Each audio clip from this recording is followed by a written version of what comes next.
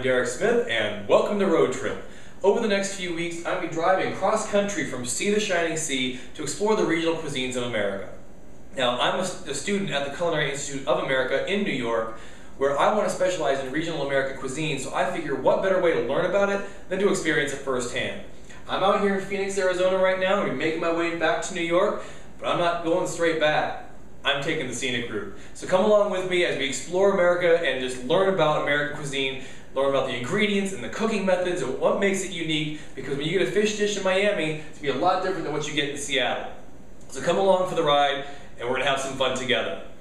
Now, as I said, I am out here in Phoenix, Arizona, where the dominant flavor profile you're going to find, of course, is going to be Southwestern.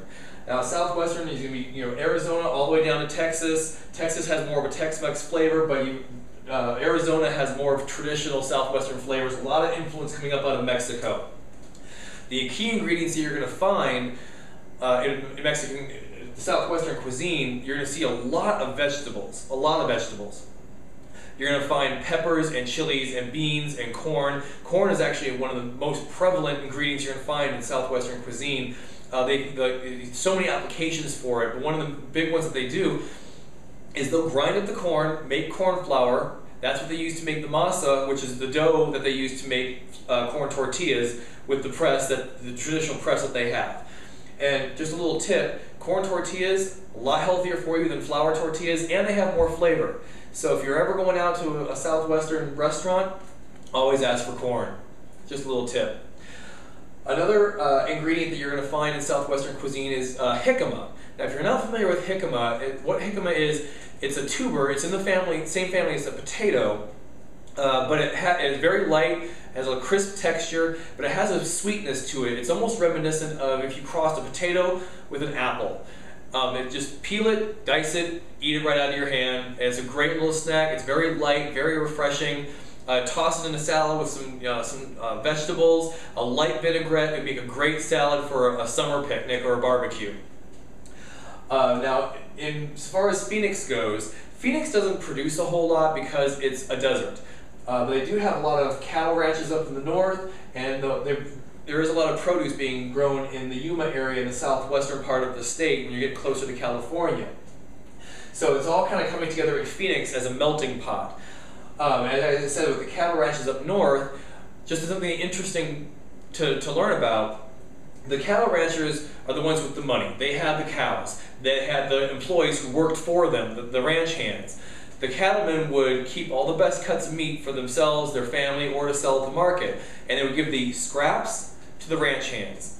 What the ranch hands do with them? Marinated them, cut it up thin, grilled it up. What came out of that? Fajitas. Who knew scrap meat would become one of the most popular dishes in America? Just something interesting to note. So again, we are in the Southwest. A lot of interesting flavors that go on down here. And as I'm going to be making my way across country, I'm not going to be just talking about food. I'm going to be stopping off at specific destinations. I'll be seeing friends. I'll be seeing family. We're going to have a lot of fun. So come along with me. We'll explore this America together.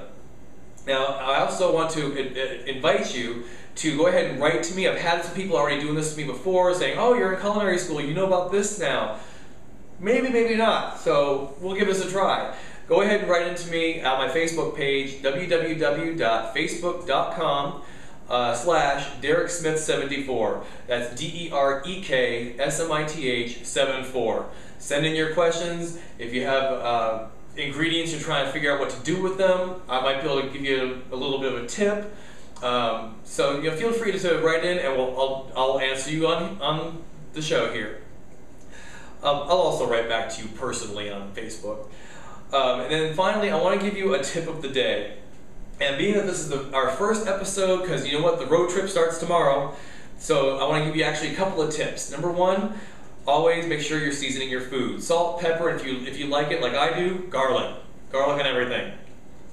But you always want to make sure you're tasting your food and add a little bit at a time, because you don't want to go too far because that'll ruin it.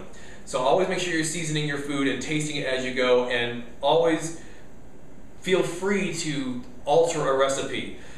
Recipes are not written in stone. Recipes are guidelines. Guidelines. If you like more onion. Add more onion. Feel free. It's your prerogative. It's your dish. If you don't like onion, take it out. Do whatever you want. Recipes are merely guidelines, so don't be afraid to stray away from the recipe. And then finally, in the spirit of being in the Southwest, I just wanted to give another little tip of the day. If you want to give a little bit of a Southwestern flair to any dish that you're creating, add pico de gallo.